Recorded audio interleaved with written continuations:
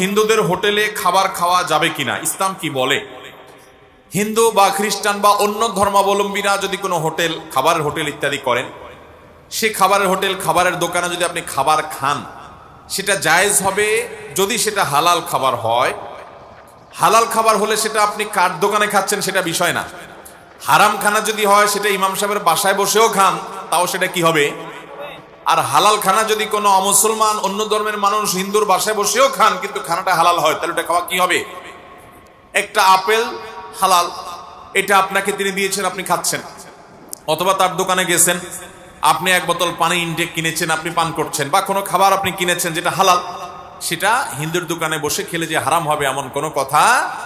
তবে যদি সন্দেহ হয় যে এই খাবারের মধ্যে কোনো হারাম নাপাক কিছু মিশায় কিনা, ধর্মীয় কারণে বা অন্য কারণে, যদি এরকম জোরালো সন্দেহ হয় এবং এরকমটি অহরহ মিশানো হয়, এরকম যদি আপনি জানেন, তাহলে তো সেটা আপনার তাকওয়ার দাবি হবে ওই সন্দেহপূর্ণ বিষয় থেকে দূরে থাকা।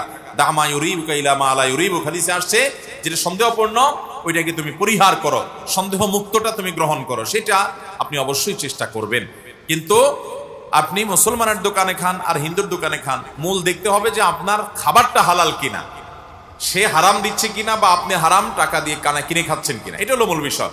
যেটা খাচ্ছেন সেটা যদি হালাল হয়, তাহলে কোথায় বসে খাচ্ছেন এটা ম্যাটার না, ওটা আপনি খেতে পারেন। কোরআন